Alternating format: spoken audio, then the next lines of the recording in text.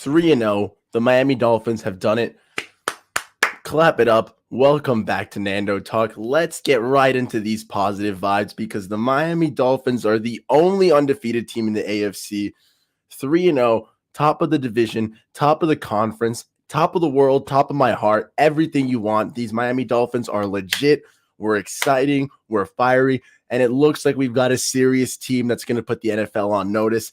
I cannot begin to describe how pumped I am to watch that all this positivity, all this energy we've been putting into the Dolphins all offseason is worth it. It was all for a good purpose because the Dolphins are balling. The defense is firing on all cylinders. It could tighten up a bit, but hey, as we get healthier, as our young guys get more experience, more reps, it's only going to get better as the Josh Boyer system continues to grow. But the Mike McDaniel offensive system, the offensive side of the ball, that's where it's been real pretty to see. When Austin Jackson went down on IR, I was very nervous that this offense, this young budding group is going to start to falter and start to slide down. But Greg Little, you have stepped up. This entire unit is gelling a bit by bit. They're giving more time for Tua, and it is showing in the passing game. The run game still needs to step up a tad. I want to see better run blocking. But again, as the unit gets better, so too will that improve. But for now, getting to see this passing offense go when it needs to, when we need to execute, has been amazing. That 3rd and 22 play from Tua to Waddle dialed up at the right time when we needed that big play, and it just allowed us so much breathing room. Oh, baby, what a time to be a Miami Dolphins fan. Victory Monday, we're here. It's crazy to think that we're actually here. From how far we've come. If the Miami Dolphins, if you had told us that we were going to start 3-0, you would have been called a crazy person. They would have checked you in and not let you ever out, okay? To say that we've beaten the Ravens and the Bills back-to-back is a wild statement. I was streaming literally 12 hours ago, and I still cannot believe that we have improved and gotten to that next level. If the NFL media still wants to clown us, that's on them. If the Buffalo Bills fans want to complain about the sun, if they want to complain about injuries and calling them players practice squad, let them diminish them everything, but do not let them diminish the win. Do not let them diminish what it means for this team to be undefeated, to be on top of the AFC in the driver's seat for the playoffs, and to know that not only can we be considered legit, but it's time for the rest of the NFL to start giving us the respect that we are due, okay? Quite realistically, besides this Bengals game, we could be the team that's supposed to win or favored, whatever you want to call it, for the rest of these games until the bye week. The Bengals game is the toughest game from now until week 12, and it's a short week. Anything can happen, and it's going to be Thursday Night Football. It's going to be whoever has more gas left in the tank. The Dolphins are hot. Can we stay hot? Honestly, after beating the Bills, I have to say yes. There's not a single team left on our schedule or in the conference who even begins to scare me. You look what just happened on this past Sunday. The Jaguars just beat the Chargers. Justin Herbert put up 10 freaking points. I don't care if he was banged up or whatnot. Tua came back injured, and he got us that Buffalo dub. Herbert and the Chargers, no dice on that count. Mahomes and the Chiefs lost to the freaking Colts, the same Colts that got blanketed 24-0 by the Jaguars. Again, the NFL is in turmoil, but there's one team that's been hot, and it's the Miami Dolphins. I'm taking it. Miami Breaker, what is up? Thanks for tuning in. Victory Monday. I was at the game. So much energy. Love it, Fins. Hey, what section were you in? Me too, man. 349 was so loud. There was only a couple Buffalo Bills fans in my section. I had a couple behind me, and me and my boy Tommy, shout out Tommy B, we held them down, particularly my buddy Tommy. He's an absolute animal when there's opposing fans in a 10 feet vicinity of us. But it was fun, getting loud, getting to stand up, getting a little friendly smack talk. There was that Buffalo douche below me, a couple rows down with a Mighty Taco shirt, which is like a Buffalo taco stand or a taco chain or whatever. I've sworn off tacos for the rest of my life. I had promised that if we beat the Bills, I would never eat a taco again. And it looks like I'm eating burritos forever because screw that Mighty Taco, dude. Screw the Buffalo Bills. We got that dub. It was so loud. You're at 316. That's sick. I was in 314 last year. I moved over to 349 this season. The good buddies who were next to us they just moved to 317. So it's a good side to be on the stadium. It's a good area, man. You got some good noise, some good vibes. Honestly, anywhere you sit in Hard Rock, you can just soak in that energy. Each area has its perks. Obviously, the 100s are nice. You got that prime view, but up high, it's still fun energy, fun vibes. Whether you're on the home side or the away side, as long as you're in shade, you're good to go. The 316, 314, 317 side, I had a blast last year getting a fight and chirp along against other fans. It's pretty cool being with all home fans this year. But hey, each game has its different elements, you know. Shade so much better. So much better. It was still hot and stifling in the stadium. Like, there is some merit to what the Buffalo Bills are saying about the heat and the sun and it being a quote unquote danger. I mean, Breaker, you were at the stadium. Like, it was beyond hot just sitting in the stands. Like, every game, it seems like there's a breeze. And as soon as you sit down, it just goes away, which is pretty good for football purposes. I don't want wind affecting throws or kicks. But when you're sitting down, god dang, I would love a little portable fan on the neck. Just give me a little woof and cool me down. But the heat aside, we're good chilling down there. Our players were able to mount it up, and we got the win. And yes, level 2 noob. I'm going to the Super Bowl. I don't know about booking my flight to Arizona, but I'm at the very least driving. I've already mapped my way. I've just got to go to my buddy in Tallahassee. Then I can make it all the way to Texas, I think, and that's in another day. And then I might have to stop by somewhere in Colorado and then get to Arizona, but I'll be good to go. I can make that drive in 3-4 days. I think I've got all the stops planned out where I'll have good buddies to crash with, but it should be an amazing time because the Miami Dolphins, we got to be Super Bowl contenders, level 2 noob. The Buffalo Bills were supposed to be the cream of the crop of the AFC, the cream of the crop of the NFL, the top guys. I get it. They had a couple injuries on defense. Sure. Did they have a little bit of offensive line cramps? Whatever. The offense had offensive line injuries. You just talked about Austin Jackson. The Bills had secondary issues. Well, we didn't have Byron Jones. Then we bumped down to Trey Williams. He was out for the year. Got Mackenzie Alexander. He was out of the year. And we bumped up Cater Kohu. And thank God we did, because next man up mentality is what a real football team does. None of this Buffalo Billy Boys crap, just complaining and whining, blaming the sun, injuries, every excuse out of the book.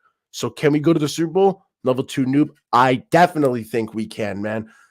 Who's going to stop us? The Miami Dolphins, come playoff time, if we had just been given a cakewalk of a season, cakewalk victories, there would have been all this talk of, well, the Dolphins beat nobody. They have no experience under their belt. They're going to fold under big pressure. We've already shown that narrative is beyond false. We beat the Ravens in that nice comeback to show that this team is good for adversity, has the mental fortitude to go out there. And then one of the biggest games in recent memory for the Miami Dolphins, we hung tough with the Bills. Despite mistakes, despite errors, we hung tough. Even with the little butt punt, we still maintained our confidence that we were going to win. The Dolphins D held tight. So yes, a Super Bowl. Let's ride, noob. Victory Monday, positivity only. Okay? I'm not going to let anything go else about that, huh? Didn't it seem players from Buffalo were going down and the refs never made them call timeout? Yeah, I mean, there was a lot of heat. They were getting the heat timeouts, man. It's conditioning. You know, I'd love to see them say next year, hey, maybe we should all practice in Miami all off season, get a little more condition, just a little more mental fortitude from the Buffalo Billy Boys, huh? Grand is here. Hey, how am I feeling today? Feeling good. I saw your email. I am going to hit up that Bengals person and I'll have a little good Dolphins Bengals chat throughout this week. I also contacted my other Bengals person, so I'll have a talk with them on Thursday. And I'm going to hit up Grandizier, your Bengals content creator, hopefully for a little Wednesday, Tuesday episode, maybe a double header on Thursday, two for the people. But a lot of Dolphins Bengals coming up, so thanks for that, boss man. Buffalo proud Billy Boys. Yeah, it's pretty ridiculous that they went from chirping all week, all season, all off season for the past time and time again, saying how they were good, this, that they were a much quality, better team, that their backups had beaten us in the past. They were proud of that fact. The fact that they were saying that Josh Allen is this MVP level cat. And then when all I know is that an MVP elevates his game to meet any occasion and wins, not takes 90 offensive snaps and leads his team to 17 points. Okay. And even then, when they were gifted the safety and then the punt back, I was like, wow, they only need a field goal. An MVP level quarterback got that in the bag. Not Josh Allen. No, sir. Choke job by Josh. always needs more time. Seems to be the narrative for Josh Allen. Little 13 seconds from the Chiefs, dicked him over. Needed one more possession apparently from the Chiefs, dicked him over. Choke job Josh out here. We're still fine. We're still kicking. We're still undefeated. We're good to go because my guy Tua, say what you want about him. The Bills might have outgained us in yards, but a win is all that matters. I don't need those flashy stats. I just need W's. So good on the Miami Dolphins for capitalizing, taking advantage of the situation that they were given. Cool. The Bills had injuries. All teams in the NFL have injuries. We can go on and trade blow for injuries that the Dolphins have received versus the Bills have received. What do good teams do? Capitalize on the right situations. In the past, the Dolphins would have gotten an injury-riddled team, banged up on key points, and we might still falter. We might have still failed.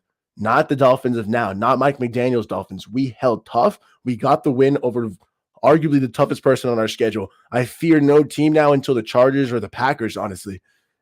And even then, Justin Herbert just lost to the Jaguars like we saw. Unless they clean it up. Come on, Chargers. You'll be driving over to the Bengals game this week. Noob, that's legendary. I wanted to drive from Miami to Cincinnati. I'm still about, I'd have to leave tomorrow. Tickets are like $200 though for the game, so I'm not sure if that's too worth it. I might go to the MetLife Takeover instead, but if you're close enough that you can drive to Cincinnati for the game, hats off to you, legend, man. That's amazing. You should definitely go. And yeah, thank you, man. I'm definitely trying to put the work. I'm trying to get more consistent with streaming and trying to just chug out some more content. I won't be going too long today because I know Nicky Smoke's got a show at 5, so I'm probably going to be trying to watch that as well. But hey, Mondays is not a normal day for me to stream, so I'm happy I'm able to get something until 5. I had class earlier today. Well, it went a little longer than I expected, but I'm good to rock right now. Sorry, business communication. You just had to dick me over a little bit on extra time, but it's all good. It's all good. Business comm is it's an okay job. Class, whatever. Golden Nugget, you did it from Miami Breaker. 2 is 9-1 win to loss since last year. Yeah, I think he's actually 10-1 in his last 11 games or something. Again, he has a crazy record against Super Bowl winning coaches. Think that's 8-1. My guy Tua just wins. That's all the kid does. I know this is a team game, and I know that it's not just all on Tua, and the win yesterday was certainly fell on the shoulders of many players. The defense held tough. The defense brought the momentum early. It's what we needed. Again, minimizing Josh Allen and the Bills to 17 points, despite all their yards, despite all their opportunities. The Buffalo Bills can complain about the heat all they want. The Dolphins defense was out there for 90 plays of heat as well. And we hung tough. So say what you want, but bend don't break, baby.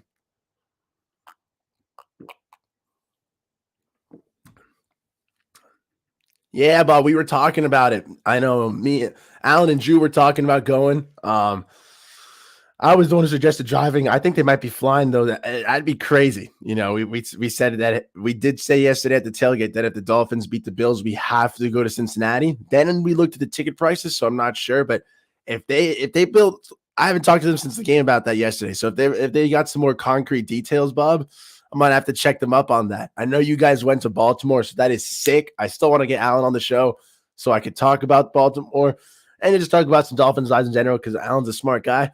But if we go to Cincinnati, that's going to be a banger of a week. And then I'll have to obviously change how I record and stuff this week, but hey, it'll be all worth it. Yeah. Most yards, time of possession, and we still won because wins are all that matters. That's the only stat. Do you know how many Buffalo Bills fans were leaving the stadium yesterday and saying, well, we outgained you guys in yards, we outgained you in this, we outgained you in that, just everything except for points. And me and my buddies were laughing at these grown men finding excuses, just saying, no, we gained you out in this, that, and that, except for points. Oh, the only thing that matters in the football game, the only thing that actually wins you the game. You can run for 10,000 yards on me. You can pass for 20,000. I don't care if you put up 0 points. If you don't outscore me, you don't win. That's simple. Even if I spot you 2 points, you don't win, Buffalo. We still won Grand Azir. We know it. Only a couple hours for you, noob. You're doing Bengals, Bears, Lions, then flying to Chargers this year. I was talking about it in my late night stream yesterday. That's sick. The ability to do that. That's a dream. As fun as being a season ticket holder is and going to all of the home games, I've never been to a Dolphins away game. Being behind enemy lines, I mean, I'm a guy who loves to chirp and loves to talk my talk. Would be so much fun for one game, but to get to do that for the Bengals, Bears, Lions, and going to the Chargers, that's 4 away games. That's like being an away season ticket fan. That's even almost just as fun, if not even more so, behind enemy lines, getting to chirp, getting to watch good football, join different stadiums, different venues of football, different atmospheres, interacting with different people, different cities. That's a blast. Noob, you're going to have a great time. Wow, that's amazing. Yeah, when I get over 1K, I can get soundboard and sound bites. Yeah, no, I could do so much more. No, I'm still in school and I am working a bit. I've got to save up a bit more so I can improve the setup, get a better webcam, improve the mic eventually down the line again. Keep improving the studio and whatnot. And obviously a soundboard, sound bites, clips, everything will be so much nicer. That'll be a dream. And obviously, if once that 1K monetized, then I can just keep improving everything. We just go back to the channel, and that'd be the dream. But for now, we keep on grinding, and we can only hope to be like the greats, huh? Let's go, Dolphins. Let's get pumped. Exactly, man. Last night I was a lot more quiet. It was 12 hours ago. I was literally streaming at like 3 in the morning because I could not go to bed. I woke up, tummy was feeling a little rumbly after all those beers. Hey, Besasur, the blonde ales are always a fun time, but it was a little rumbly on the tummy at one point. So a late night stream was needed, but it was a fun time. We were good to go. Mr. Tyler, thank you for joining. What's up, boss? Pleasure to have you again. Yeah, I know, boss, you found me through the Thursday streams, but I'm trying to, like I said that time, I'm trying to get more streaming, either spontaneous, like my Monday and Wednesday streams will probably be, or adding Tuesday to the more scheduled streams. But mixing in that spontaneous streaming, scheduled streaming should help me just generate a lot more content and just be more involved in interacting. So thanks for tuning in, boss. It'd be cool to see the Finns versus Bucks and Finns versus Jags. Yeah, going to those games would be a great time. Bob, if you're still listening, I know Alan, my buddies Nathan and Drew last year got to go to the Dolphins Jags game. That's sick. Oh no, I think it was 2 years ago. What am I saying? But that's a grand old time, man. Being able to go to see like Florida divisional games, like not divisional games, but you know what I'm saying? Like Florida rivalry games almost. I wanted to go to see the Dolphins Bucks game last year. I didn't because I want to preserve my Tom Brady undefeated streak, 5-0. So I've got to be a little more strategic with that one. But it's always a fun time just seeing good Florida football, whether that's NFL, whether it's college. Florida always brings the heat. Okay.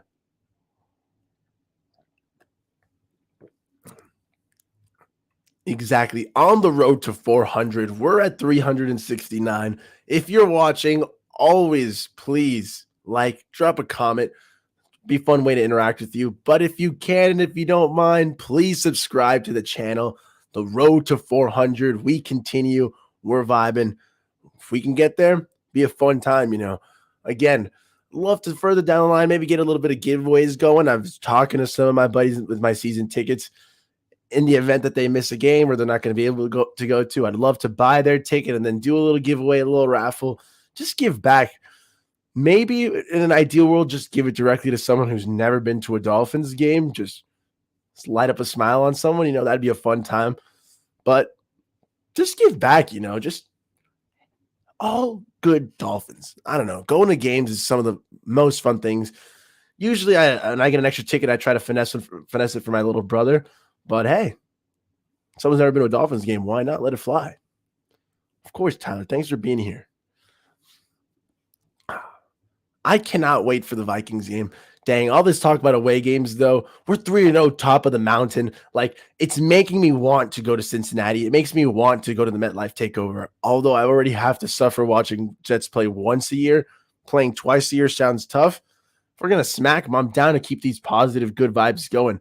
How long can we keep the undefeated streak alive for? I think it's got a good chance of lasting a while.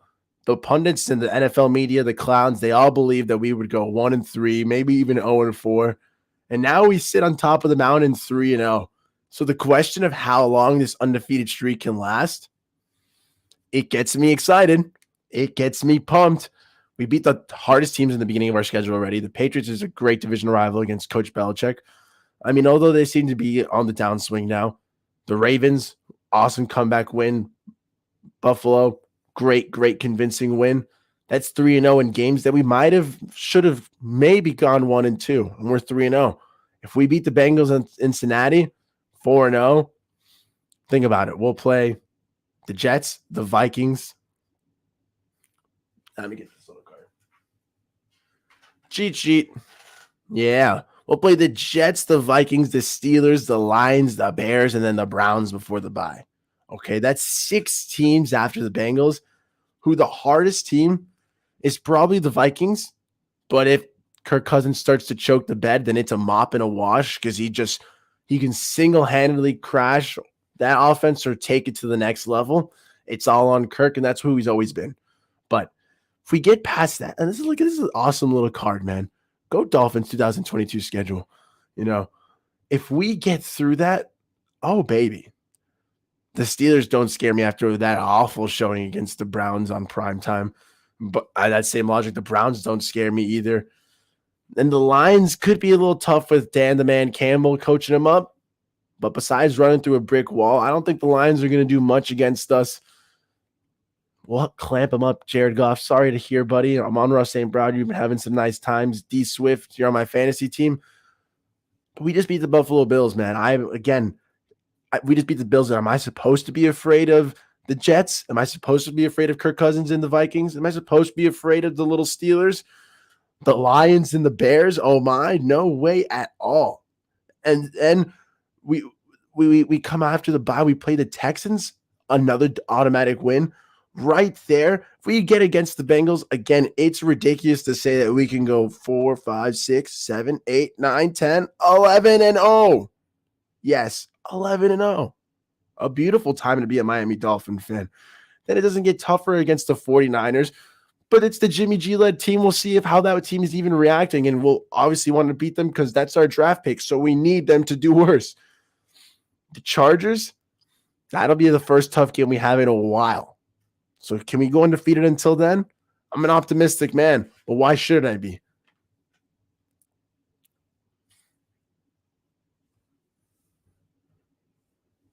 Only 3 losses at most if we beat the Bengals. Yeah, that's what I'm saying. We'll falter a tad, but entering the regular season, I said that if we got through this first stretch 2-2 and we were able to beat the Jets in week 5 and go 3-2, we'd enter the bye week 7-3 at worst, 8-2. So if we get 3 losses, I'm about that, man.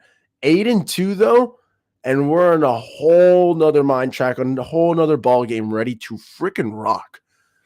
I'm almost at 30 minutes in, but I'm just excited. So I'm going to start dropping this link as well. Maybe get some people up here, but I'll answer some questions first before I do so.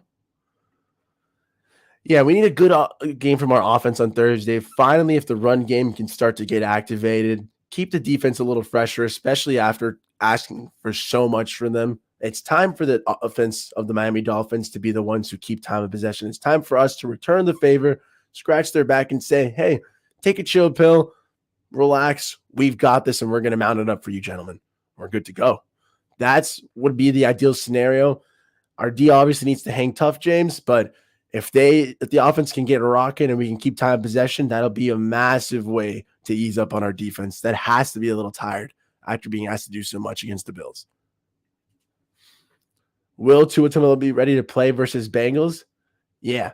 At first, when Tua went down, it was thought to be that head injury, that little concussion. Not too happy when it first happened. I was terrified thinking that Teddy Bridgewater was going to have to be the answer. And it was clear to see immediately there was a massive drop off once Teddy was on the field. Thankfully, Tua was able to rally and get back on the field. It begged some questions whether we had bypassed the concussion protocol. Remember that all players are cleared by an independent doctor, so it has nothing to do with the Dolphins' decision or Mike McDaniel. So that little investigation by the Bills, tossed it out the window. They're idiots, okay? But when it comes to us expecting Tua to play, if it is a lower back injury, as they said, I think that's Up to the player, it's up to toughness. I think he'll be able to push through. Just a lot of ice. Nick Hicks is his trainer on Twitter. He already said Tua should be ready to go. Granted, maybe he wasn't in a position to speak, but if it is just some tightness, if it's just some pain issues, I've got to believe Tua QB1 will be ready to go. Knows his prime time, know how hot this team is, and that we cannot risk losing that momentum. So it'll be good to rock, but I trust our coaching staff to make the correct decisions. Do I think the AFC is better than the NFC as a whole? 100%. For a brief time, it seemed like the NFC was that conference. You know, at the time when I was thinking more like 2014, maybe 2015, when the Seahawks, the Packers were all thumping, the 49ers were getting built. It looked like the NFC West was disgustingly stacked. And since then, it started to shift back into parity, and now the AFC is the division with the top dogs, probably because we do have some of the best quarterbacks in the conference. I mean, we've got the Mahomes, the Herbert, as much as I love to make fun of Justin Herbert. Mahomes, Herbert, Joe Burrow. Tua now has been balling. Josh Allen is amazing. Lamar Jackson won an MVP. Like, it could be said that out of the 32 quarterbacks in the NFL that start, probably a good 10 or 11 of them, 12 of them, of the top guys are all AFC guys. So, hey, this is just all off the top of my head, but ranking wise, but the general gist of is it that the AFC has better offensive talent, better quarterbacks, just better players in general. Through no fault of the NFC's own, they just got a little older while the AFC got younger, and now our players are in the top, and the NFC is going to have to swing back. But the NFL is all about cycles. For right now, though, AFC definitely better. Yeah, worst ranked defense. That's hilarious. Considering all this talk about, the Jets added all these starters, XYZ, blah, blah, blah, Sauce Gardner this, Sauce Gardner that. Heard some things that Sauce has been playing well, but for the most part, it's to be expected that the Jets weren't going to magically go up from last ranked defense last year to a top defense this year, just because they added a couple first round picks and a couple free agents. Newsflash: the reason there were so many starting spots up for grabs for the Jets is because their team was so talent deficient last year. So 100% Grant is here. It makes sense why they're still last, and I'm excited to play them week 5. I'm behind on comments, so I'm going to speed through, but level 2 noob. If we don't lose to Cincy, give me that undefeated going into the bye. 100%, that's what I'm saying. If we don't lose to Cincinnati, I don't see us losing to a single team before the bye. Maybe, I don't know, maybe the Lions, just because Dan Campbell's got that toughness and that grit. But besides that, not a single team scares me at all.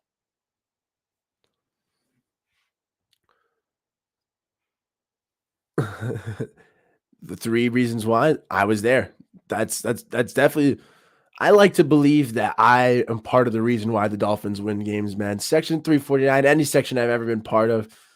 Third down, as soon as the second down ends and I see the players, there's no timeout, I see them not huddling off, they're getting ready to go, I immediately stand up and just, it is third down. And I'm freaking bumping my head up. I'm moving my arms. And I'm just ready to go. I'm thumping and getting loud. That's always me on third down, fourth down. Heck, even later on in the game, I start getting riled up and amped up for first and second down because that crowd noise makes a massive difference. Anytime there's a timeout, anytime I see the quarterback screaming more to the offensive lineman, I feel a surge of energy go through my chest knowing that I partially was a small decibel in that factor right there. My small voice made it to the field and we're good to go. I've also got ridiculously loud claps to the point that when I start clapping in a room, in a stadium, wherever, most people look and they're like, what the heck is this kid's problem? It's a gift, it's a curse, but in the right situation, like a Dolphins game, it's a fun time. So always got to get loud. Definitely partially the reason we won. I've got to believe that, Can't compete with the Finns. 1,000% Flack. Because we've got some dogs, man. I'll combine the 2 questions because Grant is here. Yep. I love the Tyreek Hill was calling out Eli Apple. I owe you, boy. 1,000%. My guy Tyreek is ready to go.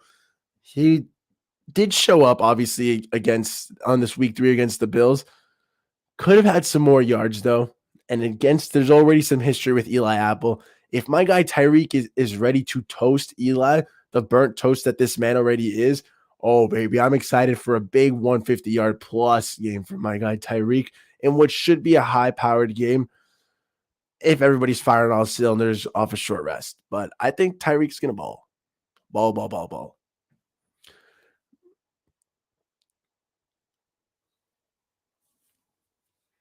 Was the heat index at Hard Rock Stadium not that bad in terms of weather? Um, I know it was supposed to be upwards of like 100 degrees, feels like, and then obviously on the field with turf and with the direct sun so constant on that side, it feels a little hotter. The Bills fans, they get a little bit more exposed to the sun, but the Bills sideline does have the opportunity to bring tents, air conditioned seats, fans, misters, all the whatnot. So heat be damned, they should be fine. I'm gonna drop the little link in case anyone wants to come up, huh? It's the 30-minute mark. The legend Bob. What are my feelings if Tua misses Thursday? Small chance from what you just read, his back and ankle. Yeah, he is banged up. Teddy Bridgewater coming on the field gave me absolute chills in my heart. No offense to Teddy, but there's just a big difference between a QB1 and a QB2. The grasp you have on the playbook, the team, the energy, it just all slightly changes. I want to see a Tua-led Dolphins. I already got to see last year what happens when Tua misses time, and I have to see Jacoby Brissett. It's not pretty. I want a full strength Tua, though. If he's out, let him be out. I don't want to hear none of this Brian Flores stuff that was going on last year. Oh, well, he's not healthy enough to start, but he's healthy enough to be a backup. What does that even mean? If you're healthy enough to play, you're healthy enough to play. So if Tua's good to go, I think he will be out there ready to rock. We won't do any half measures. Either he'll be playing or not. I need him to play, though. If we're going to beat Cincinnati, we need to be out there with our best, especially off a short week. We need our leader of the team. We need the captain, the guy wearing the C, to go and say, simmer, calm down. We're good to rock. So I want to see Tua, not Teddy. I do have the link up, though, if anybody wants to hop in and talk. It's a good time. It is Victory Monday, so let's get some good vibes going. Always a fun time on the Nando Talk. We just beat the Bills. We're top of the AFC. How can you not be excited? How can you not be pumped for the Miami Dolphins? Dang. Yeah, Teddy did look a tad underprepared. It was almost like my big argument this entire time in favor of Teddy Bridgewater all season has been that when he came in for the Saints, Teddy was ready to go, focus lasered in, and they hit the ground running. They didn't lose a single game. When Jacoby came in last year, he seemed not underprepared, but almost more like, I don't want to be here. Like, it was not the same energy. So I thought, hey, Teddy will bring us that Saints energy. It looks like he's giving us more Jacoby vibes right now, but I hope that Teddy hears the naysayers, flips the switch, and gets more active again. If Teddy is going to keep faltering, though, I mean, I don't want to see either backup on the field, but I understand the sentiment for having Skyler play more. Why not let it rock? I mean, if a spark is what I'm after, Teddy was not providing any energy. So, dang. Turbo Duran, your Raiders are 0-3.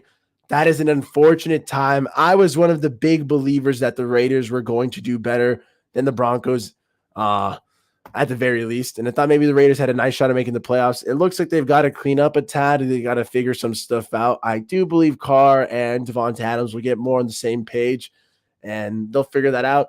Man, because I'm a massive Russell Wilson hater. So sorry about that, boss man. But thanks for tuning in, Hey, always like, comment, and make sure you guys subscribe too. We got fans from all over now, apparently, Sorry about the Raiders, though.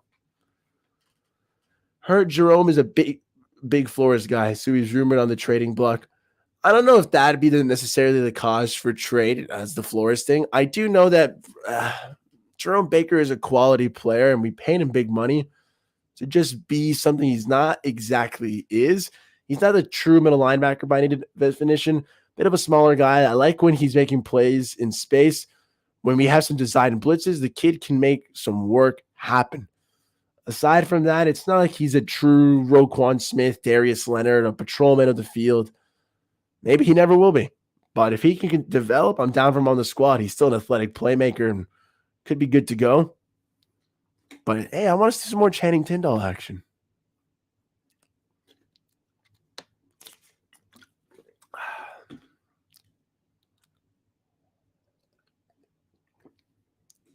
Said he had a good season with the Panthers. They did him wrong.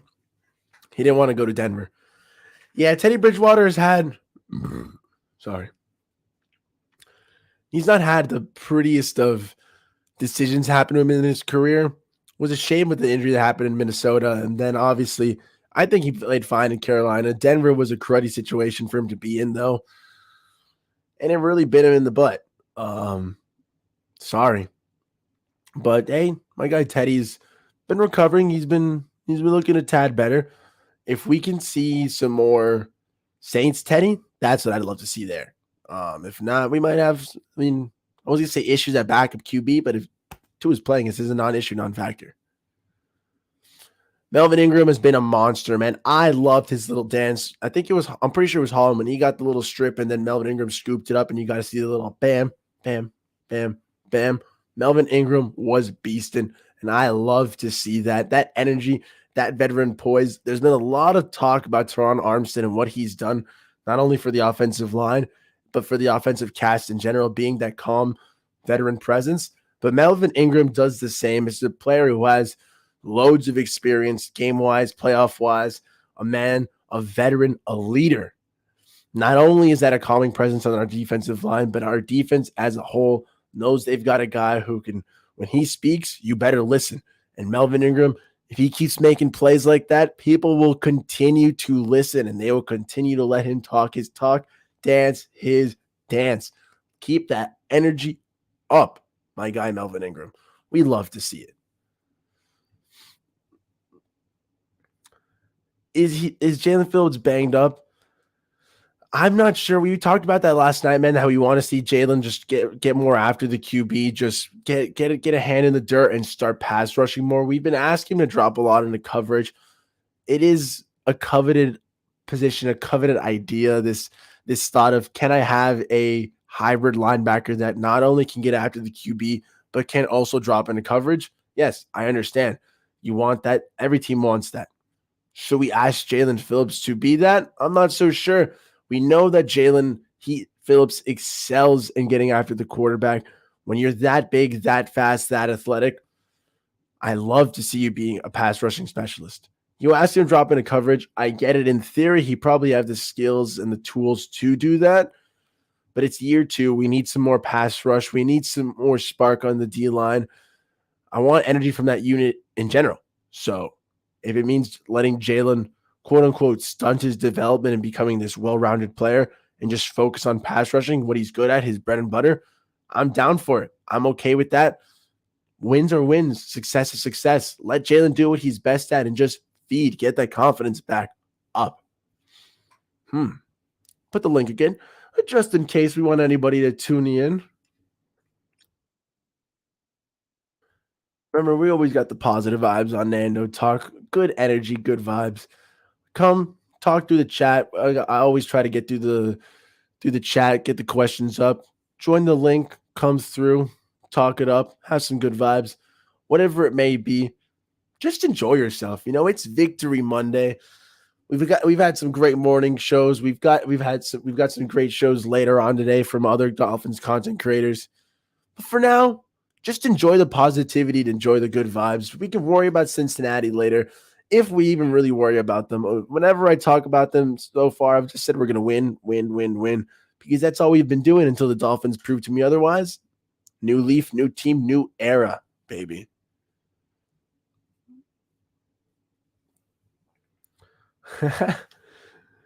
Hey, the Dolphins cheerleaders, I'll take them over any cheerleaders in the NFL. Point blank taken. Shout out to my homie's mom, former Dolphins cheerleader. We always loved going to her house, Pops.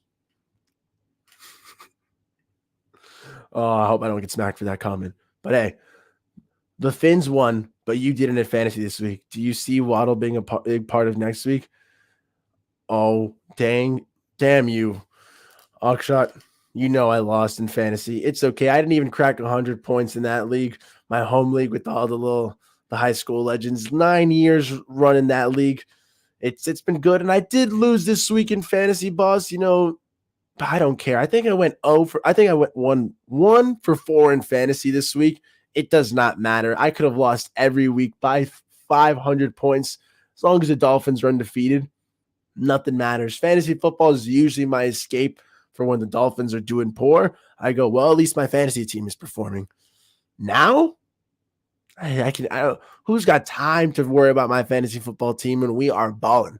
I'm still over 500 in all these leagues. No losing records out here in the Nando world. But when my Dolphins are undefeated, my guy Akshadi, I've got to be wondering about that. Good to go, man. What a time to be alive. The Miami Dolphins, every time I say undefeated this, 3-0 that, top of the AFC, I smile wider and wider. The grin gets larger. My dogs need to shut up, though.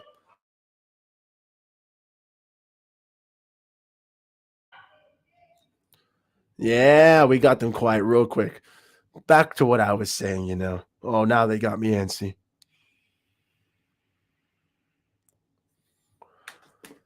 The Miami Dolphins can legitimately shut the doubters up. Every time I say 3-0, 3-0, 3-0, this feeling of pride, of energy wells up in my chest, gets further and gets me more and more amped. We're there. We're a legitimate team now, and haters be damned. The Miami Dolphins are here to stay. All this talk about, oh, your positivity is not warranted. Tua is not that guy. Tua this, Tua that. Division people in our division clowning us. Our own Dolphins fans not having faith. Doesn't it feel rewarding? Doesn't it feel great to know that the Dolphins have turned a new leaf, a new era, and that we are headed in the right direction for the first time in a long time? You can be proud to say the Miami Dolphins are an actually good, strong football team in this National Football League. And it's going to be a fun one, a fun season ahead, man.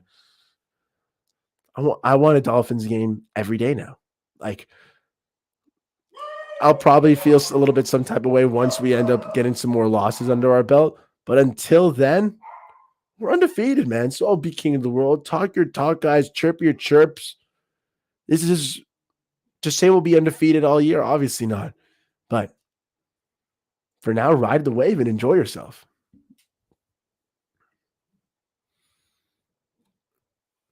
Yeah, boss. I know you work at night, so you be easy. Fins up all day, every day, and twice on game day. 1000%. Rest up. Yeah, it's 4:04 p.m. for me. I know it's 1 for you, but hey, if you work at night, you got to get that rest when you get that rest. You enjoy your victory when you enjoy it. You rest when you rest, and you have fun always because we're Miami Dolphins fans. We're undefeated, and we're on top of the freaking world. Thank you for tuning in, Grand is here. Be easy and have a good one, man. Little Tyler, I didn't realize after finding you, Unando, how many Dolphins creators there are. Yeah, Tyler, I am but a small fish in a massive, massive pond, man. I just started getting on here on the Dolphins YouTube world. There's a lot of good content creators, Tyler. If you want to check them out, we got Dougley Durong. Awesome dude. He's the guy who put me on the YouTube world. I'm a big Twitter guy, but he told me to, hey, start making those videos onto the YouTube, and it's been a fun time. Been getting to stream more, and Doug's been a great help, man. You got Reason, you got TD Fins Talk. They do great work, whether it's live stream for games, whether it's post game coverages. You got team guys like Travis Wingfield. You got the Fish Tank. You got the Big O Show. It's a lot of Dolphins content creators. Nikki Smokes, he's going live at 5 if you want to check him out. Like Miami Sports Music, Clock Blockers in the morning. Stephen D has his morning show usually from 9 to 12, Monday through Friday. You got Miami Sports Music. You got Batman and you got Finaholics. You've got so many great content creators to check out. I'm but a humble piece of a great Dolphins puzzle. And nothing makes me happier than just seeing all the Dolphins people just pumped and amped about their team. Nothing new over here on the Nando Talk. I've always been pumped up and amped about the Dolphins. So, hey, we're just having fun, though. Always a good time. 1000% though, Boss Man knows. Hit the like button, comment, subscribe, show some support. Always the positive vibes. We have never changed the tune on Nando Talk. I have one of my favorite videos. The one that got me the big pump on Twitter was March 22nd. It was midnight, right? The same day we'll end up signing Teron Armstead, but not yet. We haven't done it yet. And little old Nando is just shit-eating grin, just saying, hey, I'm excited for the Dolphins. Are we missing offensive tackle, wide receiver, this, that? Sure, but we're still going to be good. The Mike McDaniel era is beginning. We're going to hit the playoffs. And that positive tune was for the most part received well. And for others, it was made fun of a tad, but we don't care because then we got Teron Armstead, fixed the O line a bit. We got Tyreek Hill, added a new baller weapon choice. We had a great draft and we continue to grow. And now we're 3-0 and the positivity is warranted. We are doing well. So thank you for anyone who supported the wave until now, but keep supporting the wave, keep riding it. Hit the like, drop a comment, do a little subscribe, and we're good to go because we continue the positive Dolphins vibes. I commented on your Twitter. Thanks for the kind message. Dude, of course. I love spreading positive vibes. I love talking to good people, good football, good fans, just good people in general, you know. And if you had a good interaction with me on Twitter, on YouTube, I'm always going to reply with that same kind of energy. Hey, one fan to another. I appreciate you, Tyler. Appreciate anybody who listens to Nando talk. It's always for good fun. Like I said, I'll always match energy for energy. So if you're positive with me, if you're respectful with me, 210% I'm going to return that at the very least with the same respect and positivity, if not even more respectful. Because I'm a kind, polite person, and my mom would smack the crap out of me if she ever tuned into a show and heard me being mean. However, that being said, that energy only extends to people replying in the same energy as me or Dolphins fans. So if you are not a Dolphins fan, or if you are trying to be a little rude or mean to me or other Fins fans, get ready for a whole new side of Nando. You know, you should hear me at Dolphins games when I had Bills having the audacity of giving me excuse after excuse. I had a freaking Buffalo Bill fan, man. It still blows my mind. I talked about it on last night's stream. How are you going to be 30, 40 years old and hit me with the little, while we're in the middle of a shit-talking session, you know? I'm going for facts. You're going for facts. You know, I bring up the classic. You haven't won the Super Bowls. After you call this our Super Bowl, you bring up your injuries. I bring up mine. You bring up your yards. I bring up the fact that we won, yada, yada. And then this grown man hits me with a ka. Come on, bro. I'm 24. You're 30-something years old, and you're hitting me with the childish move of a 10-year-old. Okay, that was the end of the conversation. Every Dolphins fan in the vicinity just laughed at this childish clown, and we moved on, and then just another win for the Nando, you know? Oh, man, Bills fans were talking so much smack. At first, it was excuses until you would make fun of them for their excuses, and then they would just keep talking. Oh, you know, yeah, you guys are undefeated. It's only week 3. It means nothing. I mean, it means everything to the Dolphins, who are ahead of you guys in the standings and who are ahead of you in the division now, two games up on the division. We freaking ride. Okay, they bring up the injuries, they bring up the heat, but then when we give them the heat, when we bring them the fire, they don't want it and they collapse and falter. Sorry, Buffalo Billy boys. They were definitely talking smack, so I'm happy that we got that win. Exactly, talk smack, get smacked. That's what I'm saying. Talk smack, get smacked. Be nice, get nice back. Same energy will always be met with the same energy. Tit for tat, that's the only way we rock on the Nando talk. You know, Noodles and Nando talk, Ogshot. Noodles and Nando talk. Dang, always a great time, though.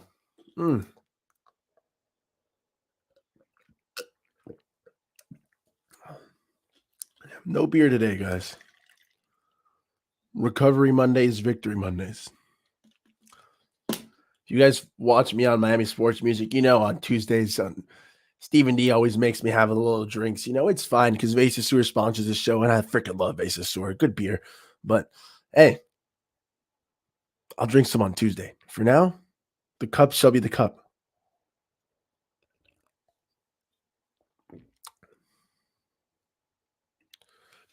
Noodles last night.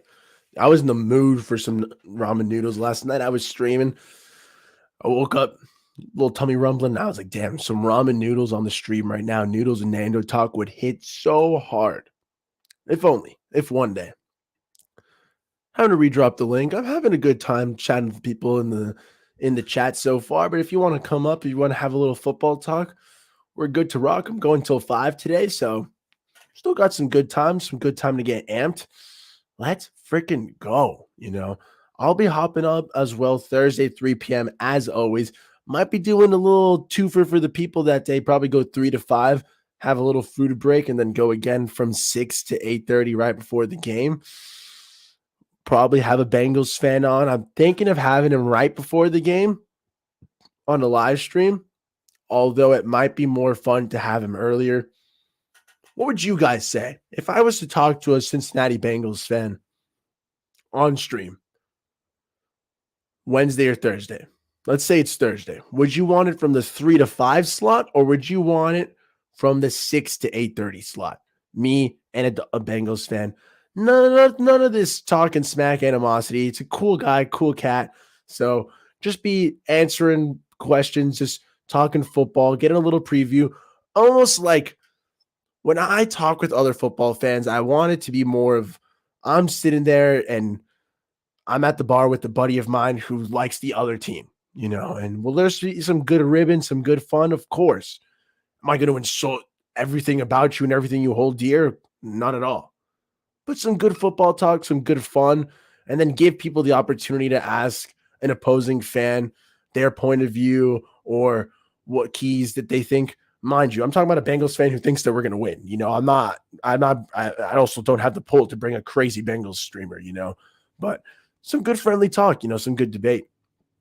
I'd love to just get them more involved as an idea, as a concept. And since I always stream on Thursdays and the game just so happens to be on Thursdays, I thought this would be a good time to test it out, But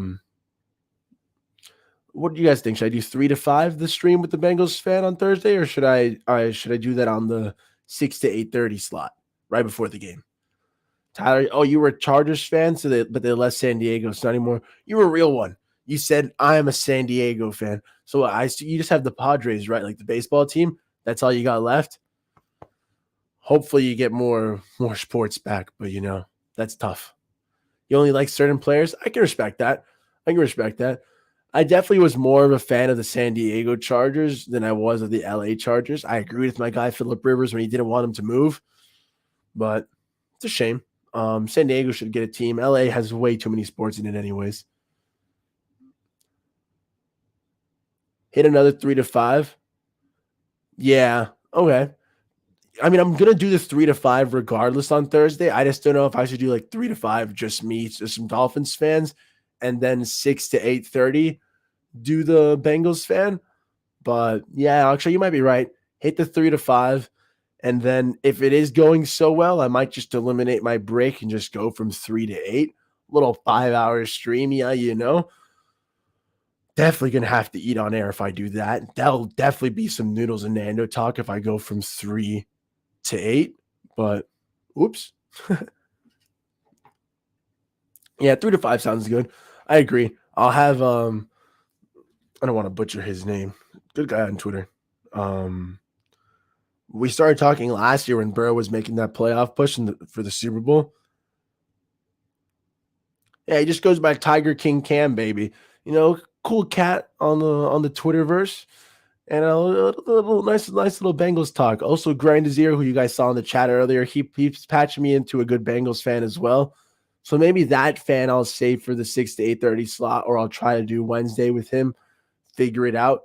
Regardless, should be a good one. Maybe even squeeze it in on Tuesday. It's a short week. It's going to be interesting to see how that rolls. Not only for the Miami Dolphins, who we've talked about them getting their rest and recovering. Thursday night games are a little tough. But for me to adjust the shows and my recordings, that's going to be interesting as well. I know the Dolphins are going to have to decide how many days they rest, how many days they practice, how many days they walk through, when they travel, when they get to certain facilities. It's not always the most fun when you've got to go be the away team on a Thursday night game. We had the benefit of being the home team playing the Ravens last year, but we'll see how it amps up now. So 3 to 5 with a Bengals fan on Thursday. A nice, good talk, perfect pregame coverage. We'll give you guys the opportunity to either talk in the chat, ask me and him some questions, or hop on with us and ask face to face or camera to camera, mic to mic. Did I have to stock up for that hurricane, or is it not that big of a factor over there? So my family and me in general, like I don't really do anything for hurricanes. Depending on the situation where I've been, for example, when I lived Hurricane Maria, Was that massive hurricane that hit like Puerto Rico and hit, or Hurricane Irma, one of those hurricanes. You know what I'm saying? Florida has so many hurricanes that I never evacuate, I never move. Sometimes I stock up, but for the most part, I just put my shutters up, good to go, and I'm ready to rock. We'll get some food. We've only lost power in 3 hurricanes over the last 20 years, 4 years, maybe 4 hurricanes with power outages. So it's not too massive of a deal. There was that hurricane about 4 or 5 years back where massive tree damages around me. We did lose power for about 2 days, water as well. So we had to have things in buckets prepared, some food, the radios, batteries, whatnot. That was a little more intensive. But I've only had severe issues like that. I think that was Maria Irma. I forget. I know Hurricane Wilma in 2005. That was one of the bigger hurricanes I experienced. But my little brother was born literally 2 days before. So we were in the hospital, got kicked out because of the hurricane, and then went to my house. Didn't really stock up, just chilled with the newborn baby and just vibed. Never evacuated. This one, I'm not stocking up. I'm not preparing. I didn't think it was going to hit us, and I didn't think it was worth it. But I stock up. I've got a couple extra beers. I got a med card, so I stocked up on that end too. If you catch my drift, and good to rock. It's not too much of a concern for me. I just didn't want the Dolphins game to be canceled. And yeah, now that's what I'm saying. Actually, like it's going to miss our part. Even when the cone was pointing towards us, Tyler. Yeah, Irma was 2017. Yes, that's the big hurricane I was thinking of, Tyler, where we lost power. Hurricane Maria was when I was at my apartment at FIU in like 2019. All I did was just stock up on. I got 80 beers, and me and my girlfriend at the time, we just drank them all. Yeah, fun time. I don't really move around for hurricanes. There's not too much point. Like Akshay said, now it looks like it's going to miss our parts. So imagine if you had either stocked up and overly prepared, or if you had evacuated, you could have either now the place you had evacuated could be the new target for the storm, or you could have over prepared for no reason. So for the most part, I don't fear hurricanes that much. Granted, it depends on what kind of structure home you are, if you live on the beach and not. I'm fine though. Thank you for the concern, but most of Florida should be good too. Prayers out to whoever does end up getting affected by the hurricane, though. I'm speaking from a place of privilege where I've not been too affected by hurricanes. I know it is a bigger deal for other people, but for me, I've been lucky enough that I do not have to face that right now.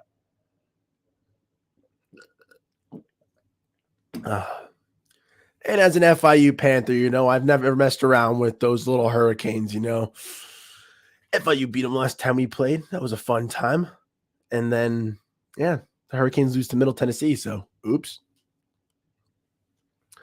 Yeah, Katrina was scary, scary. That was forever ago, though, man.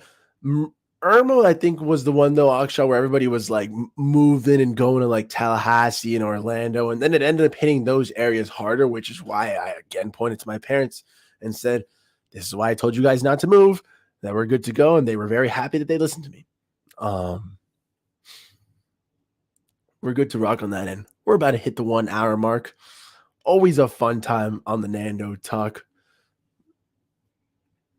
We're doing a little storm talk right now, and then I'll reset at the hour mark. But hey, it's always a fun time to unwind and talk to the chat, man. Over here out west, we did have a storm like a month ago. Nothing big though. Yeah, that's what I'm saying. Like, for the most part, Florida's going to get hit by hurricanes, and then when the cone moves and then we get the outskirts, it's almost like a very big storm is hitting us, Tyler. So the rain gets very annoying. And that's kind of why my stream got pushed back a little earlier. Even with my Ethernet cable, my internet was being a little wonky, but it's good to go now. Class ran a little longer because of that as well. But it's all good. We're streaming, we're vibing, and we're talking. Nothing big though, huh?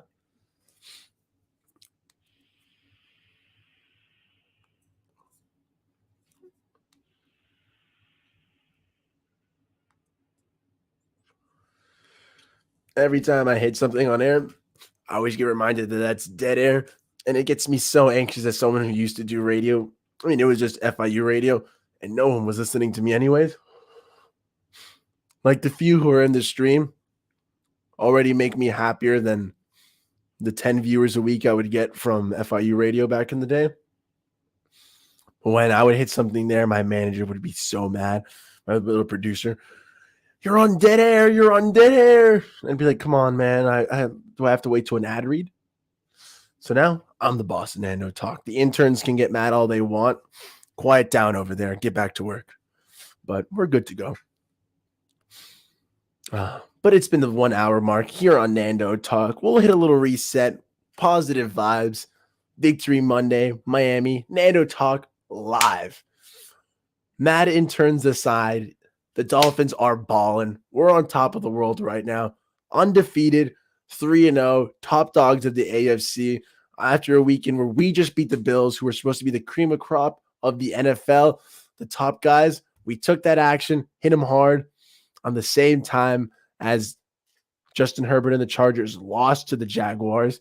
The Chiefs lost to a Colts team that had just gotten blanketed 24-0 by said Jaguars. What a time to be alive. Mad interns aside, make sure to drop a like for the Storm Talk. Hurricane be damned. Storm ain't no problem because we're undefeated and the Dolphins are good to rock. Every time I think of the word hurricane, I think of my NCAA 13 game, obviously one of the greatest football games of all time. And when I would play as you'd hear the little commentator go, dun, dun, dun, dun, dun, dun. "Don't you know that the ibis is the last animal to flee before a hurricane?" And then they would just come out. Nando flees way after the ibis. Okay. I am big vibing. Good to go. Keep chugging with the positive vibes because the Dolphins are the best team in the NFL and we're making a Super Bowl run. Hooah! First down. The Bills' offensive coordinator was mad after the clock went to 0. That was gorgeous. I wish I had seen that real time as I was leaving the stadium. I was already talking smack to Bills fans. The little "you mad bro" comments would have turned into, I don't know who's more angry, you or Ken Dorsey. Seeing a grown man, and I'm going to step away from the mic from this so your ears don't bleed. Seeing a grown man just, wow. Oh, wow. That was crazy. The passion, you got to respect it. And I understand he's a human being and I understand he's a football coach. And I'd rather my coach be passionate than some driveled up, uncaring little goofball.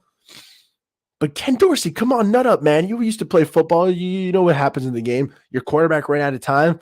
Stuff happens. Isaiah McKenzie didn't run out of bounds. Oh, well. Hey, Isaiah McKenzie, fellow Heritage alum, thank you for winning us the game. But sorry, bro. Josh Allen didn't have it in him. He needed more time. But Ken Dorsey, you got to keep her cool. Credit to the A1 reflexes, whoever was up in the booth with him. That camera didn't go out because Ken Dorsey broke it. It went out because after us watching Ken Dorsey break laptops and equipment and throw papers around, whoever was up in the booth with them just tapped the button and was like, yeah, this is a no bueno. Obviously, the broadcasting people were going to keep that on because that's glorious A1 television. But whoever's up in the booth with them, claps up to them for taking care of Ken Dorsey's image, albeit a little late, but doing some damage control and turning it off. Good to rock. He was so mad, though, Tyler. It was so funny. It made the win so much better. You gotta freaking love it, man. I'm gonna play it now. Oh, you got me excited, man. If you have not seen this, this is actually so funny. Pulling it up on Twitter because why not? Oh, yeah, Field Yates. Thank you. Content from Field Yates, not from I, but a glorious one regardless, bro. Ooh, I can't do that full screen. Doo-dun, doo-dun, doo-dun. Ken Dorsey is a rage monster. Ken Dorsey is a rage monster. I've got.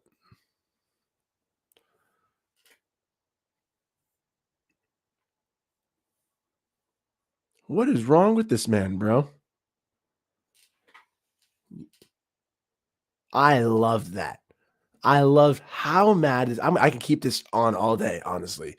Do you see the pure fury? That's what I'm saying. Someone was in the booth, was watching this man. Okay, he breaks the tablet, the computer, all the notes. He's grabbing something to break. That's not Dorsey's hand who turns off the computer. That's someone else next to him who goes, yeah, this is getting ugly. This is a grown man throwing a temper tantrum. Not pretty. Dude, I wish you could send a super sticker, man. I'm not monetized yet, though. So I don't think it works. If you could try, that'd be sick. But fortunately, not yet. It is so far a free Nando talk. But I do appreciate that, though, boss. I probably should put up my Cash App and whatnot, and Venmo and PayPal. But you can call me dumb, but I do this for fun mostly, you know. So when I get monetized, I'll worry about it then. But for now, I keep vibing and I keep doing myself. Not yet. Check your settings soon. You see, Akshat is the man with the brain. Nathan and Akshat, two of the top NATO Talk fans, my consultants, my warriors, my lieutenants, the freaking boys behind the plan. Oh, great friends, great homies. I'll be calling you after the show anyways. My wizard, my genius. I'm gonna keep. I honestly like. I forgot I still have Ken Dorsey up here, but it's freaking hilarious. Okay, this is so funny. Tyler, you're awesome, by the way. Thank you. Like future mod auction, dude. I think I could do that right now. I have no clue. I think I should be able to do it now. Dun dun dun dun dun. Middle of the stream. What do you guys think of Ken Dorsey being a rage monster? Like, if there's anything that needs to be investigated, it's this. Can you imagine how mad he's?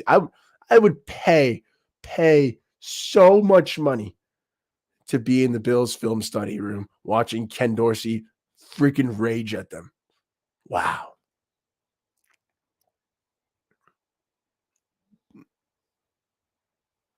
Yeah. Future mod. You're a mod now, brother. Akshat is the man, bro. I'm 24. I've known Akshat since I was 14. So, freaking legend. Flock, the thug of thugs, the king of kings. A better man than Ken Dorsey ever will be. Let me break this down real quick before I take this off. Ken Dorsey rages, freaks out. Thank you for your time at UM, but you would have thought he had just choked away another college game rather than a football game. But hey, it wasn't his fault. The guys ran out of time. He's flipping out. I had a blast. So thank you, Ken. Big dog Ken. Why does it think I'm still sharing something? How can I be sharing anything? I exited out. Oh well. But yes. Good nighted. Nighted. I love that. You know. You deserve it, bud. You keep the order out there, you heard? Sheriff Oxshot. Deputy Flock. Only one game too. Yeah, like Ken, come on, man. Show some class, show some respect. You would think Ken Dorsey's acting like he was forced to be the offensive coordinator of the Jets. Okay. Yes, he was forced to be the offensive coordinator of the freaking Jacoby Brissett. I was going to say the Jacoby Brissett Browns, but they're actually running very effective. But you know what I'm saying? He's acting like he's running an offense that had his tail chopped off. Okay. No. You had Josh Allen and the boys who got stifled by the Dolphins. Sure. There was a great defensive game by us. You're not going to flip out and rage at them, okay? Take it like a man. Handle the L well. This is another week where a coach seems to be acting like a little bitch, honestly. Excuse my language, but goddamn, okay? Bill Belichick didn't want to shake Mike McDaniel's hand. Ken Dorsey's acting like a child. What is with our divisional rivals getting mad that the Dolphins beat them, okay? The Dolphins are a legitimate team this year. We're going to be better than you. Bada beam, bada bam. Get excited for it, man. Hoo-ah. It's 4:30. I'm going till 5. That way I can catch the smoke show at 5 p.m. I'm not trying to laud too hard. I just want to catch it. I was talking with Smoke earlier. Maybe I might hop on his show too. So for the sakes of that purposes, I won't be going too much longer, another 30 minutes. I will be dropping the link again though, because why not let it fly?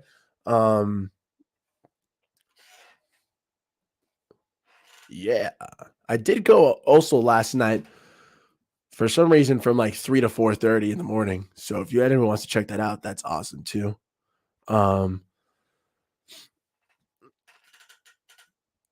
Yeah, Tyler. I mean, I should be going on again tomorrow, probably 3 p.m. again, maybe 4. I go on in the mornings on Miami Sports Music. It's a morning show, 9 to 12 p.m. Eastern time.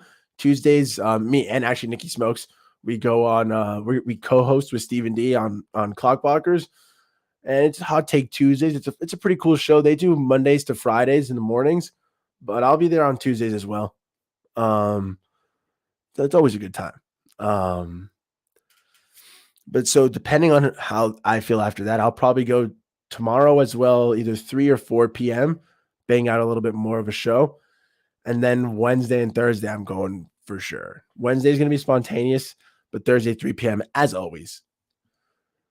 AM, Miami Sports Music is a morning show, Tyler. It's 9 a.m. to 12 p.m. Eastern time. 9 in the morning to the noon. Sometimes it goes a little after 12 p.m., but they try to keep it those 3 hours. Um, Pretty fun time then. Florida native Isaiah McKenzie had to leave during the game due to heat. How do you think that affects future home games? I get it. Like Flock, like I mean, we went to school with Isaiah. I didn't see him have any heat issues when he was with the was when he was with the American Heritage Patriots. But I guess my guy Isaiah Buffalo has changed him a tad. I think there's going to be a bit of a more emphasis on maybe the AFC East teams conditioning a little harder, maybe making trips to South Florida and getting a little bit more used to that heat. Bill Belichick might have started a precedent by, getting a little earlier in the week to quote unquote acclimate to the heat. We're not going to be asked to put up a dome. We're not going to be asked to get covered up. The Dolphins have been playing like this for 56 years. does as well. FIU does also. It's never been an issue. I've never seen teams complain. And Buffalo out of nowhere they're making it seem like there's this expansion team that's playing their first football game ever, and they're like, "Whoa, I didn't know Miami was hot." I don't know. They're making it seem like they're this European team that's never played. Not even, bro. I can't even think of someone that wouldn't know that Miami is not warm. It makes no sense. So just to make this BS up about it now, what am I supposed to cancel high school sports too? Dude, I'm talking about high school kids, bro. Like St. Thomas invites New Jersey teams to play freaking football. Okay, you think they're used to the heat? No, but these kids just adapt and grow up with it. They just nut up and shut up, bro. The Buffalo Bills can do it too. Yeah, Tyler, dang, you're a real one if you want to wake up early for that, man. I know you told me last time we talked that you just love sports shows in general. So, hey, um, if you want to check it out, we do go long, man. You can always feel free to tune in halfway through the show so you don't have to wake up too early. You know what I'm saying? Think about it. If you wake up at like 7 to 8, then you could still watch the tail end of the show.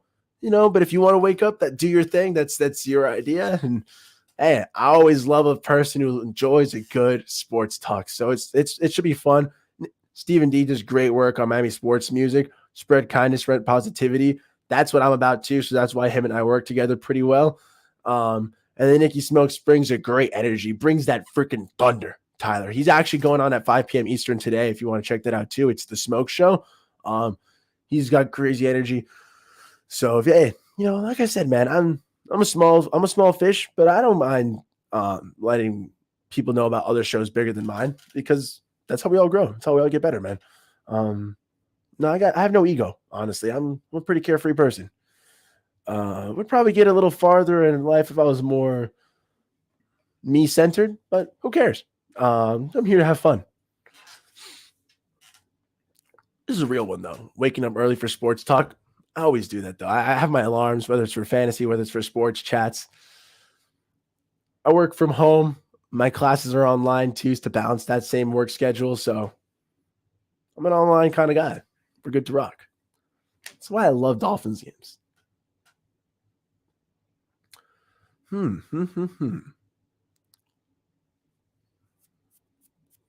What to cover now for the Dolphins?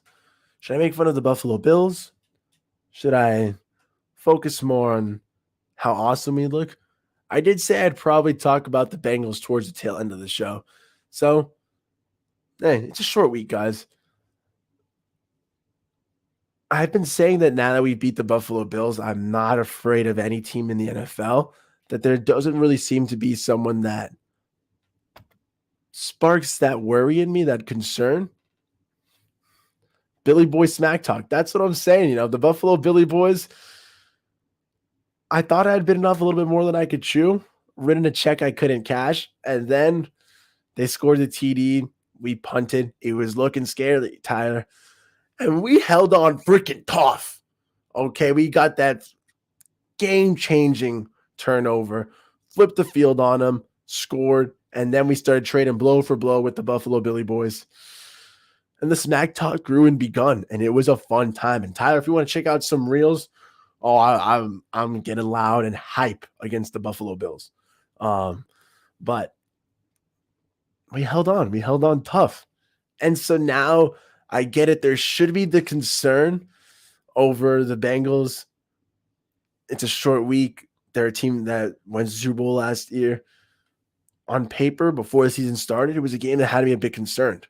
And I had previously said that if we beat Buffalo, I didn't see us beating Cincinnati.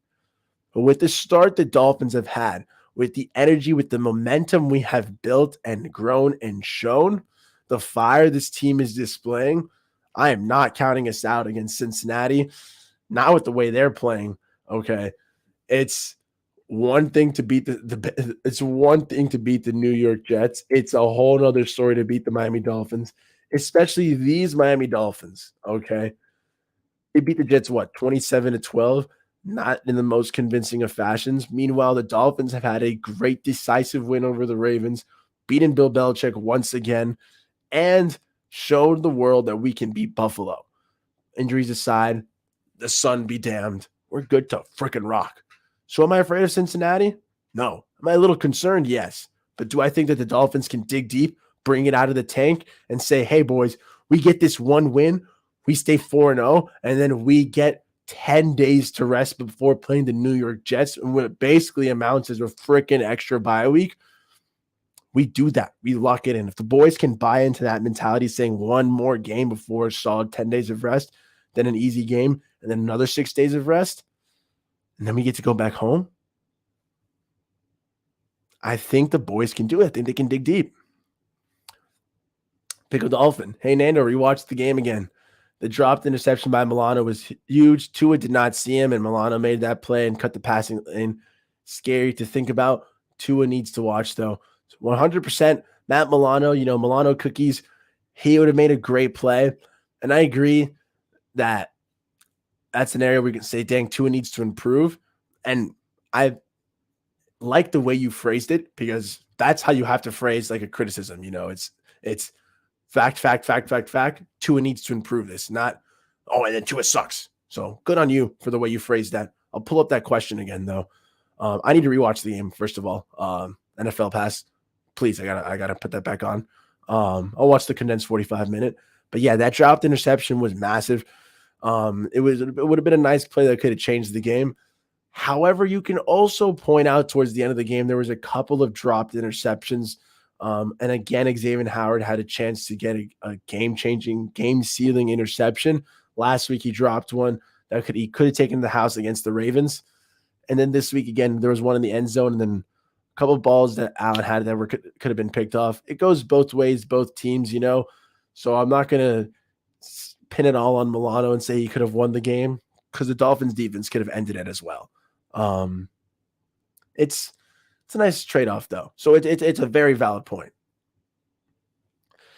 That crazy third down catch, 3rd and 2, Tyler, was 3rd and 22 was a thing of freaking beauty. Okay. It seems like Tua loves the 3rd and long for some reason. I don't know if it's because he's got that pressure, but he brings that energy on 3rd and long and just loves to sling it deep. I love it. It was a great play. I've been liking River Craycraft, dude. He's been balling. But do you know who else I've been liking as much as the plays as River Craycraft's been doing? I'm liking Q. I think that's who it is, What's up? What up, Nando? What up, boss man? Victory Monday it is. Victory Monday. I like River It's a River good Craycraft. day to wake up. Hey, good day to wake up. I like River Craycraft, but I like Q also, man. It's a great day to wake up. What up, boss man? What's up, boss man? Chilling, Q. It's been a great day to be a Miami Dolphin. The vibes are up. The energy is going, bro.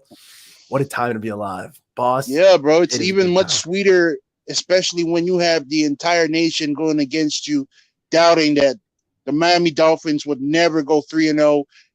Man, and you did it, bro. Just like Coach said. They said you couldn't do it, but you did it. It needed to be said, bro. They said it couldn't be done, and here the Miami Dolphins proved it wrong, man. Like, to imagine a month ago saying that the Dolphins are going to go 3-0, the amount of clowning, the ridicule anyone would have taken, it's insane to believe that here we are. We've beaten the Ravens and the Buffalo Billy Boys. Like, wow. Bro, like as a Steelers fan, man, my excitement, living, vicariously through the Dolphins fan, man, I'm happy for you guys, bro. I'm like, yeah, let's go. Like, damn, let's go, bro. That's it. That's what's up. Dude, let's go, bro. I've loved your Tua support, man. That's what I'm saying, bro. You can always live vicariously through us. That's why, for your sake, Q, I've talked about in the past, I want the Dolphins to win by 1 point versus the Steelers. Just for you, Q. Just for you, bro. Oh, no, bro. Bro, I want it to be a tight game. I want it to be just like the Bills game. Because if one side runs away with it, it's not going to be as interesting. It's not going to be as exciting. You want it to be a tight game. You want it to be a challenge. You want it to be hyped, right? You want the hype around it. The energy. Yes, sir. Yes, sir. Man. I mean, I want the ending to be a little bit closer. I don't want another butt punt and I almost had a heart attack at the stadium, man. I almost died. Like, yeah. I was watching your live stream. Right after the game, and then Miami won, and then you was live like, oh shit, he's at the game. Oh snap! Oh. Yeah, dude. I didn't get the emotions right after the game. I was soaking it in, But like after everybody started filing out, I was like, yo, let me get a little live going right now. Let me get a little talk. Yes, sir. Yes, sir. I was just trying to field test it too. That way I could get prepared for the future, maybe get some little halftime live talks going. That'd be fun, man. Yeah. That's what's up. Yeah.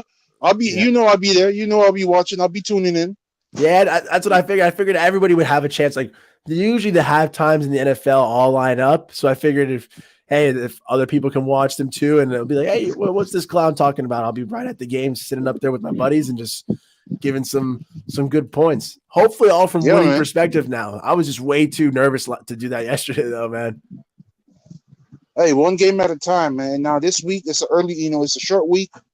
You got an early game against the Bengals, and given what they've been going through, the beginning of the season, on 1-2, you shouldn't doubt them because they do have offensive weapons and they do have an elite defense, but they do have a weakness, and that's their O-line, and that's the one thing we've been pushing. This whole entire offseason, you give Tua time to process the field, to make those throws, he will do it. But the star of the game yesterday, I got to give it hands down to the defense, man. Because the defense showed more than they showed heart, bro. And in anything you do, if you show heart, that's it, man. That's it. That's all you need. You need heart, man. And the defense, how the Bills gonna go for 400 offensive yards, production, and then only score 17 points? Exactly. No, exactly. The face on the Buffalo Billy Boys when I would make up that point, like they'd be like, well, we beat you in yards, we beat you in this, we beat you in that. And I'd be like, buddies, you didn't do the most important thing, you didn't score. That's all that matters. Excuses, bro. Excuses. Like, I don't care if you outscored us in yards, rushing yards, plays, time of possession. None of it matters if you don't. And then their faces would just drop, those little Buffalo Billy Boys. It was let me tell you, man. Let me tell you, Nando. Let me tell you, brother. The real headline is the Miami Dolphins beat the Buffalo Bills and the referees. Yeah, I was surprised seeing Bills fans saying that the refs were favoring us. I was like, are you crazy? They had like 200 timeouts. Like, where are these timeouts coming from? It said injury timeout. That ain't no injury. Heat exhaustion, cramps are not injuries, bro. Like, this isn't like in high school, bro. In high school, when we were playing lacrosse, when we were playing soccer, man, I'm talking about a sport where there's no stoppage of play, or we just keep playing. You know what I'm saying? We just keep sweating. And they'd be like, this is your state mandated hydration break. the amount of boos from all of us on varsity would be like, come on, bro, just let us play. Like, we're grown men. We can drink water when we need to, you know? And I get it. They're exerting a lot more energy. It's football. They're sweating. This is a professional league. But the excuse saying, oh, there's only so much rehydration a player can have. Shut up, bro. They're grown. Like if they're cramping up a bit, they cramped. Next man up. Move on. I don't need a freaking 7 timeouts a half for them, bro. Like, and I was cracking up the whole game because that small segment when you see Buffalo Bills players, you see Bates, the tackle, he was down on the floor. You see Diggs, he was down. Like, what's going on? Who died? Like, who died out there? Somebody. Who conditioned? Because I see these boys crying on the field. I love the point. I see crybabies on the field. That's what I'm saying, bro. I love the point that Nick Hicks made that, like, the guys who were conditioned in Florida, the guys who conditioned with him, like Devin Singletary, James Cook, those boys were fine. You know, like, they were like, everybody was good. But like, it was, and the rest of the Bills that's what I'm saying. It almost seemed like a distinct lack of preparation. Like, how could a couple of Bills be fine and then the rest of them were just dying? You know what I'm saying? Like, get up, bro. It was crazy, man, bro. I just want to bring up something because it is a concern to me because you know how much I am a tour guy, and and now I have a new profound love for the Dolphins. You know, I'm still a Steelers fan, but I got love for the Dolphins. You know, I know you guys now. You know, real one. Y'all my boys. So I got to bring up this Tua injury situation that's been going on. I got to ask you, bro. Do you think it's a head injury or is it like a back injury, like Tua says? I think to McDaniel and Tua have been saying it's a back injury. It makes a little bit more sense as to why he would have gotten up and then like it looked like he was dizzy because he fell, but also like I've hurt my lower back before. Like when you get up and you put like some weight on it, like I would understand why he'd be like, oh snap, and he just like fell. Like that hurts, you know? And right. So I'm hoping it's more of that. My brother did say when he was watching the game at home that he saw Tua's like head hit the ground as well. It whiplashed onto the turf. Exactly. He whiplashed. I don't know if that's concussion though. He might have just been rattled up a tad, you know? So maybe he stood up, he shook his head. He shook his head, and then I thought he was fine, right? And then he kind of stumbled, and then he stumbled for real, where he kind of dropped to his knees and he got back up. And so, you know, I don't want to bring up anything negative, but you gotta address it because it is, you know, concern of the health of your quarterback. You want your quarterback's health come first, right? No, 100%. And if anything, I think the team should do a thorough evaluation of Tua's health before anything. They should thoroughly check it out. Consider that his health comes before anything. Because I know I know the team is on a streak right now. Everybody's hyped, and Miami is the talk of the town right now. But you got to consider the health of your quarterback, and that's all I'm saying.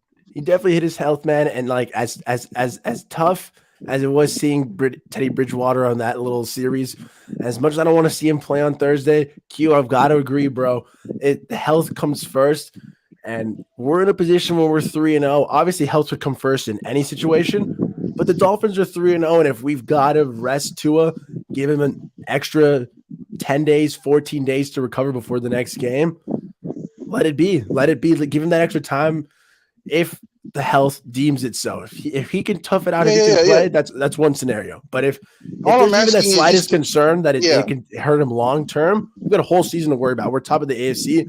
We can, for once, afford to quote unquote drop a game if we have to. You know what I'm saying? Off a short week where it's too many unknowns anyways. If we've got to rest the QB, you rest him. Yeah, and you do have Skyler. Who I think is a very talented young QB, and then if it comes up that Tua, you know, really needs to sit out the game and really needs to attend to his health, and then this is a perfect situation for Skyler. I don't know why I'm calling him Kyler. Well, Skyler come in the game and then show what he's got in the first team offense. And I do, you know, as much as, you know, we've been going at it with the detractors and the, you know, the believers and the non-believers, and you know all about that. You know, my boss man, this entire offseason, there's been this debate about Tua, but then, you know, you always want, you know, players on your team to do well. You want them to succeed because if they succeed, the team succeeds. And if the team succeeds, everybody else gets to feel that win. You know what I'm saying? 100%, man. And like, if we had to play another QB besides Tua this Thursday, I want the team to win. Like I want them to do well, whether it's Teddy Bridgewater, whether it's Skyler, I want them to succeed. I'm not going to sit here and be like, no, I want them to lose on purpose so there's no backlash for Tua. No, bro, I'd want us to stay undefeated. You know what I'm saying? That being said, I think that even if Skyler plays one game, a couple games, I think Tua's done well enough and shown us that he's. I know you like Tua, so I think we know he's going to stay as a starting QB. But yeah, if whoever plays on Thursday, I want him to do well. You know, we're doing hot as a team, and I need to see that momentum keep going.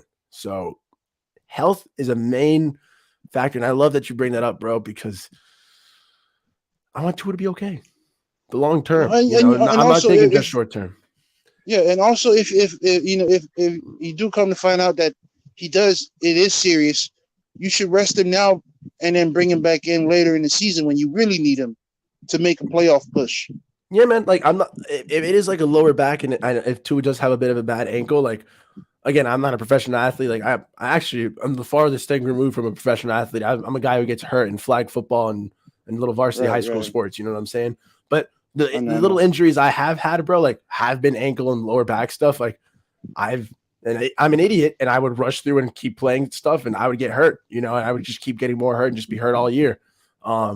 It's tough or whatever, but it hurts you long term. And now I still have joint problems and ankle issues and knee issues and whatnot. Yeah, that sucks. So that's what I'm saying. And if so, Tua, you got to be smarter than that. Would it be cool to stay 4-0 and to keep playing him? Sure. But if there is concerns that it could be a longer term issue, rest him, rest that ankle up, let that back heal, whatever it is. Even if it's a couple bruises, bro. I mean, I get it. That's kind of soft, but like, even if he's like, yo, I've got 12 bruises, bro, and I don't feel too hot. I don't think Tua's going to sit out a game over a couple of bruises.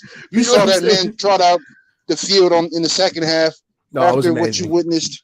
That was man, amazing. that was uplifting. That was inspiring to the fans and to the team. Like, man, you just saw your quarterback sort of like collapse in the front of your team, and now you see him running back out to the field, coming to lead his team back to victory.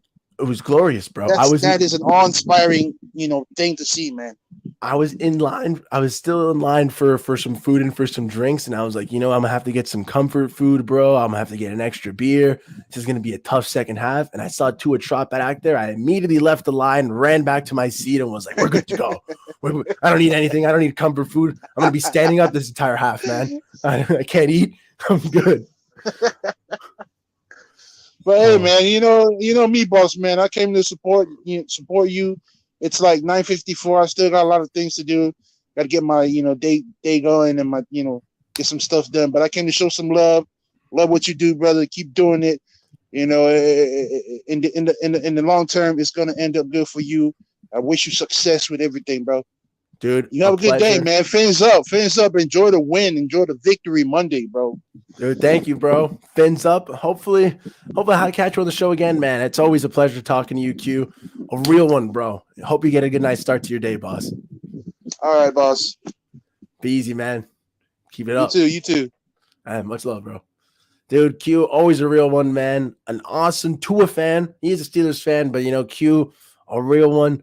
Tua man through and through, been supporting the Dolphins all offseason, for a while now, and the guy is ready. But Robert is 1,000% right. What an awesome win, everybody. Sorry if I screamed right into the mic. I get a little carried away sometimes. It's a great time to be a Miami Dolphins fan. We're doing it. We're doing good things. Awesome win yesterday, and we're top of the AFC East. Yes, Tyler, Mac did have a bit of a bad injury. Like Pickle Dolphins says, it was a high ankle sprain. Could be out for some time. Tua got that special surgery for the high ankle sprains, the tightrope surgery. One of the reasons why there was a little bit of concern for Tua was that a surgery like that was going to leave him less mobile, less athletic, yada, yada, yada. We've seen Tua recover and bounce back. Granted, that was also because of the hip was some of those concerns, now that I think of it better. So that being said, Mac Jones' game isn't really predicated on athleticism too much. So if Mac Jones does recover, he should be fine. But Mac isn't too good anyways.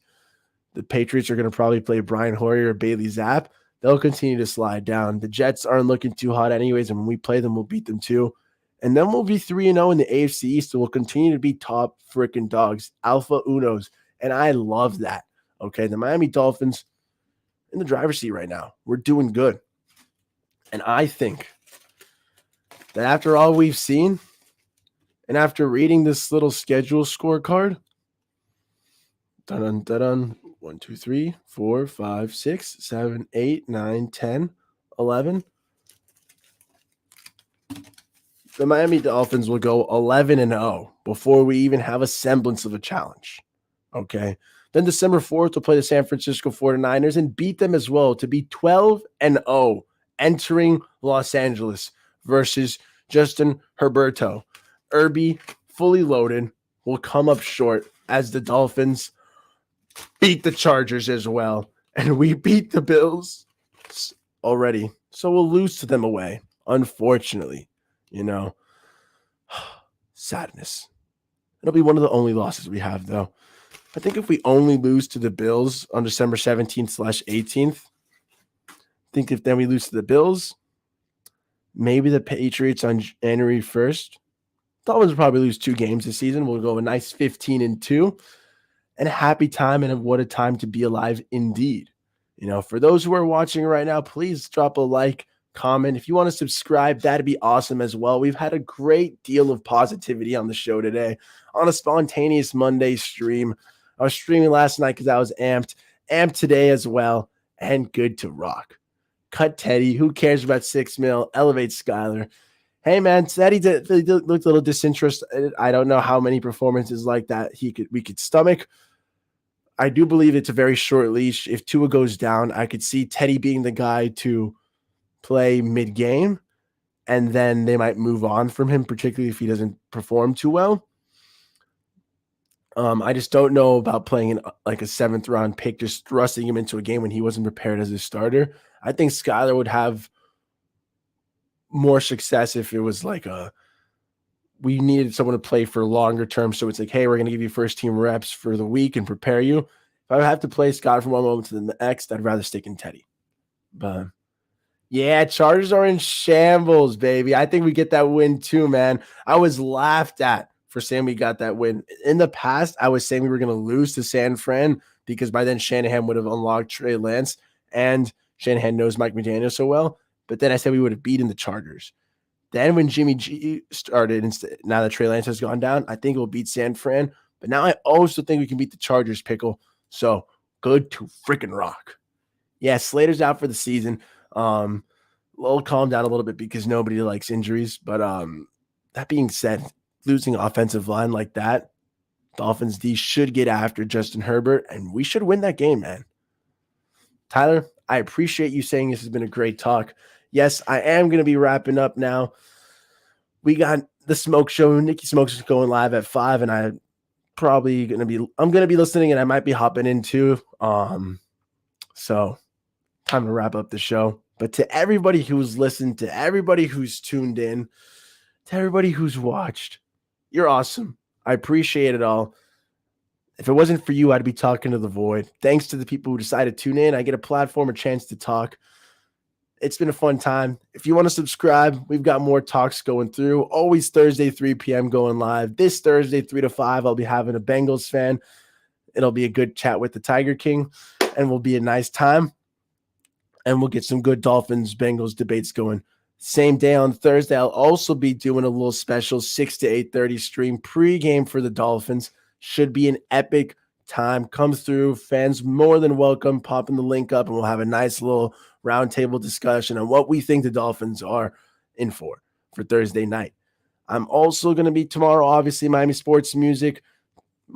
Tuesday mornings, Hot Takes Tuesdays. Me and Nikki Smokes co-host with Stephen D. Great shows. Hot Takes Tuesdays. We'll cover a little bit more Dolphins, Bills, what it means for the rest of the season, and then a little Dolphins Bengals talk as well.